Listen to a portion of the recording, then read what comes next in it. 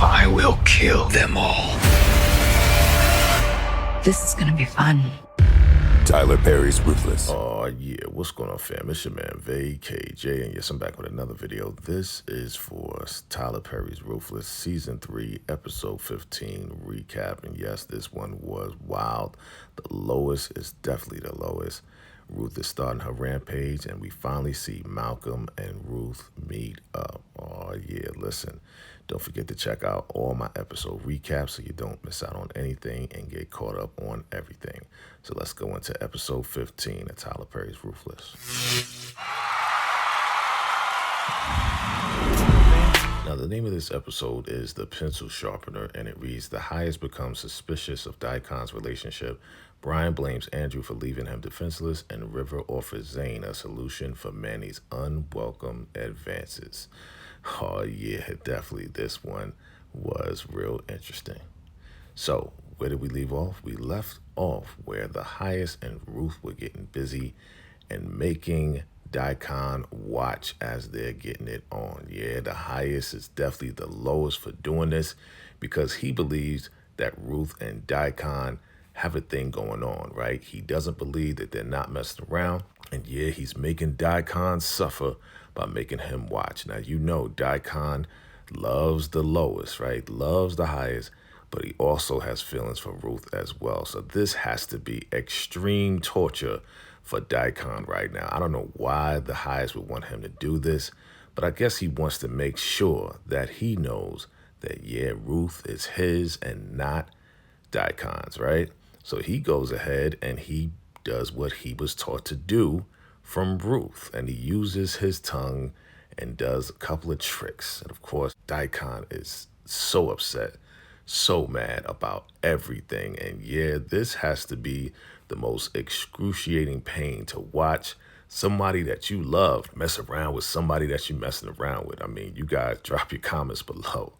But yeah, the highest is sitting there like, yeah, you see what's going on? You see how it's going down? You know what I'm saying? Like, yeah, you see what it is, bro. Like, I got this right here, you know? Like, Ruth is mine. And she's like, yes, I'm yours. The lowest. He is just low of the low. So he's like, yeah, should I leave? Because Daikon wants to talk to him about business. And, you know, the highest is like, yo, I'm enjoying myself. So he's like, yeah, go ahead. You get dressed, get ready to go. All right? So the highest, the lowest, I mean, he gets up and he's like, stand up, Daikon. Take off your clothes. It's like, what? And he tells Ruth, like, slow down. You know, don't get dressed so fast. I'm like, why is he doing that? So Daikon takes off his clothes. And you know the lowest, he wants to do some crazy, freaky stuff, right? So he's like, all right, I want you to go ahead and touch her. And Ruth is like, no. And he's like, no, go ahead and touch her. I'm the highest. Follow my orders, Daikon. So he tries to walk over and touch her.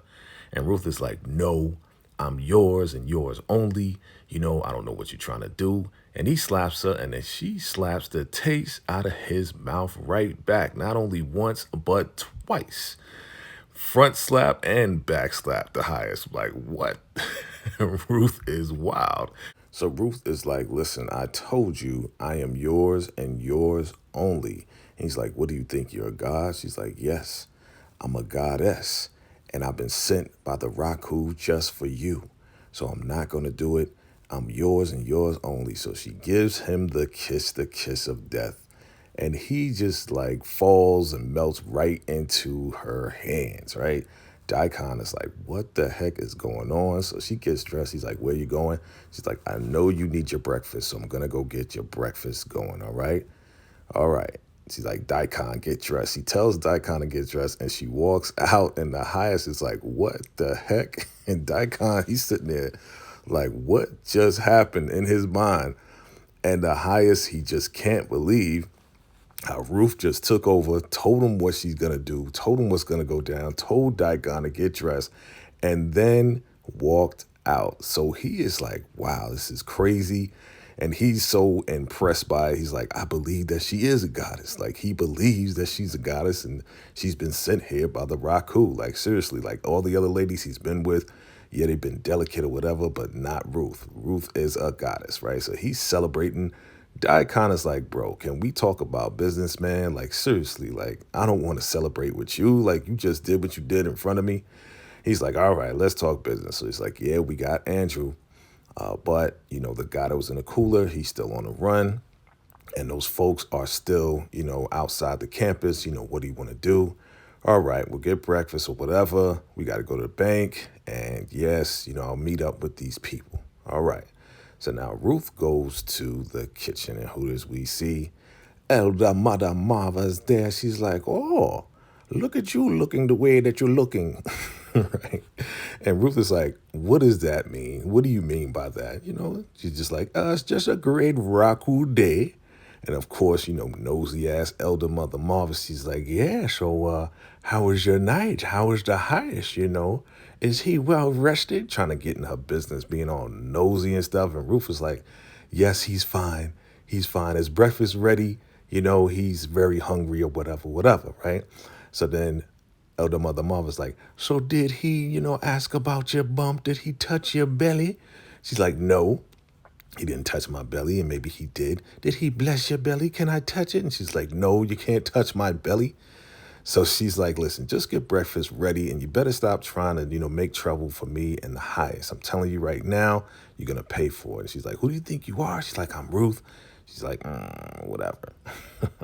So now here we go, nosy ass Joan. Hey, Ruth. How was your night? Was it good? And of course, Ruth is like, what do you want? You know what I'm saying? Like, why are you always rolling up on me? She's like, well, what's going on? What do you want? She's like, well, we're going to the bank today to get the money. We're going to get like 100,000. Do you think the highest is going to run off? And she's like, listen, why would he run off with just 100,000? Like, don't be worried. Once we get to 1 million, then you need to worry. But 100,000, what's he going to do with that? Right? Nothing. So now in the punishment trailer, we got Andrew and Brian captured butt naked in the trailer, like, what we gonna do? What we gonna do? Brian all crying like, yeah, he shot Lynn and took her out, and Daikon killed her, and you didn't leave me with a gun. He's like, yo, I came back for you, but y'all was gone. I had plenty of guns. I had plenty of straps for y'all, but y'all ran off. So he's blaming Andrew. It's like, yo, if you didn't run off, I would have gave you the straps, and y'all would have been protected, and this wouldn't have happened. He's like, yo, Malcolm is our only hope right now, right? So he's mad Malcolm got a gun, but he doesn't. So now we got your boy River, and he rolls over to Zhane and says, here's a solution to your problem. The next time Manny tries to get on to you, use this pencil sharpener. It's a medieval thing that women use when their men went off to battle so no other man could have them.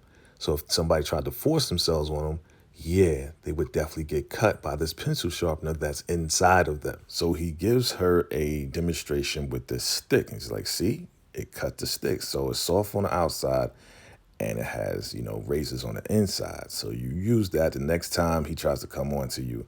And I'm telling you, it's going to cut him. She's like, no. He's like, yeah, listen, just use it. Trust me, just use it. I used it.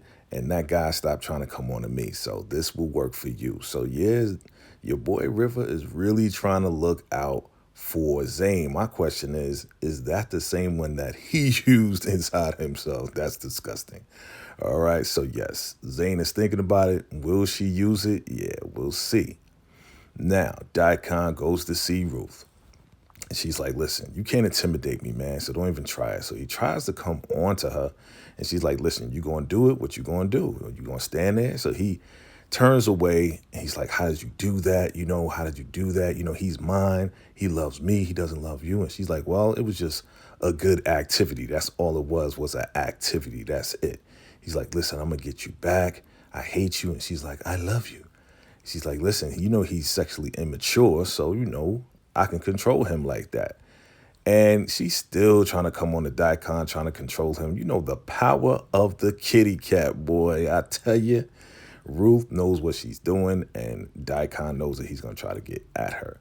Your boy Malcolm is still under that bed, and he is still trying to get over being frozen, frostbit, and he's trying to get out. But yeah, your man Manny is sleeping. He's trying to get that strap, but Manny wakes up and then get Lewis up. And he's like, listen, we got to go to our post.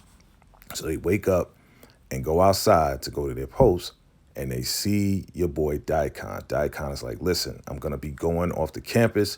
handle business with the highest. Listen, you guys are in charge. I'm like, why did he put these two crazy dudes in charge, especially Manny, scumbag Manny G's, right? He's like, listen, you in charge.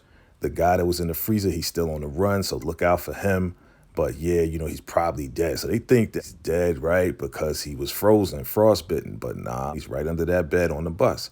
So he's like, listen, you guys are in charge. Make sure everything's secure, and then I'll be back. So here comes your man, the lowest. Now he's the highest with his little gray suit. Comes out of the room, and Joan is like, oh my God, you look amazing. Your highest, I didn't know you had one of those. Like, well, I got to look like the white man. I'm like, the highest is crazy. I got to talk like the white man, go in there and get this money, right? So he got this gray suit, man. I mean, it's like not a good suit at all, right? But Joan is like, listen, I'm going to go get the briefcase. I'll be back. I'll be ready.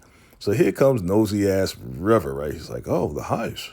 You look amazing. River, he is like the ultimate kiss ass, right? He will kiss anybody's ass, especially the highest, right? He's like, man, you're looking great. You're looking great, highest. It's like, yeah, thank you, River. You always know the right things to say, You always know how to kiss my ass the best, right? So he's like, yes, you look amazing. You'll be ready to go. He's like, where are you going? He's like, well, we're just going in town, going to the bank, right? Of course, River knows. The highest breaks out his little Clark Kent Superman glasses. He's like, is this too much? Of course, River's like, no, it's perfect. Perfect, the highest is perfect. He's like, man, okay, well, let me get my hair together, right there. Okay, I'm ready to go. It's like, all right, get up out of there. So the highest is suited and booted, ready to go. And he's like, oh, Daikon, you going to drive? He's like, yeah, I'm going to drive. This is very important. He's like, all right, who's going to be in charge? Oh, Manny and Lewis. He's like, all right, well, that's your head if anything goes wrong, right? So they are ready to go, and they go in that crisp white Rolls Royce. It's like European style. That thing looks really nice. To be honest with you, that thing is clean, right? So they roll out, and they see the couple that are camping outside. Of course, they roll over. Your boy, the highest, he's in the back looking like a mobster, looking like the mob boss, because he is. And they come over, and of course, the girl is like, oh my God, it's the highest. Oh my God. He's like, come over. It's okay. Don't be scared. Don't be scared.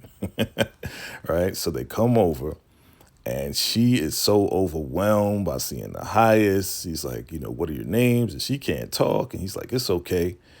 So I understand you guys want to become members and everything, I'm going to go handle business when I come back. Then we'll talk, right? Then we'll talk. And she's just overwhelmed. And of course, the husband's like, I'm sorry, she just really loves you. We love you. He's like, really? You do, huh? You really love me. You shouldn't, trust me. You should not. So he's like, yeah, I'm going to have the elder mother cook you something and everything else like that. And she's like, oh, thank you, highest. Thank you. Thank you very much. So, they are just really, really overwhelmed by seeing him. Your girl, Ruth, doesn't trust what's going on. She's like, who is that? And, of course, River's like, yeah, that's Jones' people. And she's like, listen, she's setting us up. Why all of a sudden when we're going to get the money, they show up? And he's like, man, why didn't I think of that, right? And she's like, because you don't have a vagina. And he's like, what? So he didn't think that, yeah, Joan is online to reach out to anybody. So she probably reached out to these people, and they set them up so they can get away with the money. So Ruth is on it. River's like, man, I didn't think of that. Oh, man. Okay, we got to do something about this. I'm going to try to convince them not to come. So your boy Malcolm is still under that bed, but he's mustering up enough strength to try to get out. He is struggling, but he is going to get from under this bed. And look at scumbag Manny. Here we go. Manny, he's like, listen, it's our time coming to this bus. He's like, no, I'm not doing it. I have to go help with the breakfast and everything else like that. He's like, listen, don't say a word, because you're going to get this. Like, I'm coming to get this. Like, you're going to get on this bus, and we are going to have our moment. It's going to happen. She's like, no, leave me alone. Leave me alone. And scumbag Manny's still trying to tell her that it's going to happen. So she looks at that pencil sharpener, and I believe she is definitely going to use it, right? So here comes Elder Mother Marva. Oh, hello. How are you doing? She's like, oh, who are you? I'm Elder Mother Marva. And the lady's like, should we bow? And she's like, yeah, you should bow. So they bow. And she's like, go lower, go lower.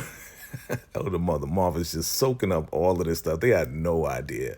I mean, they've been down almost to the ground for Elder Mother Martha. She's like, okay, well, I'm out here and, what do you want for breakfast? She's like, well, whatever you like. It's a little bit much, but whatever you like. She's like, okay, I can make something up for you. No problem. No problem. I got you. Okay, well, I'm going to go make breakfast for you. Okay, well, go ahead and bow. Right, so they bow, and she's like, go lower, go lower. I'm like, again, they going all the way to the ground. Elder Mother Marva, this is probably the first and last time she ever going to get anything like this off until they find out what's really going on. She's like, all right, I'm going, right? So Zane goes into the bus, and she sees Manny, and she's like, I just want to tell you that I'm not a toy, and you can't just use me like that, and you can't just do anything to me. He's like, yo, whatever, just come on, what I'm saying? Stop playing. What are you going to tell the highest scumbag man? He's like, whatever, yo. So he's like trying to come on to her, and she's like, I'm just telling you right now, the rock who protects me, and you better not do anything to me, and I just want to tell you right now to stop doing it, stop trying. So he's like, yo, whatever, whatever. So he goes ahead, bends her over, does what he does, and then once he inserts, yes, he gets cut. Yeah, your girl Zane used that pencil sharpener.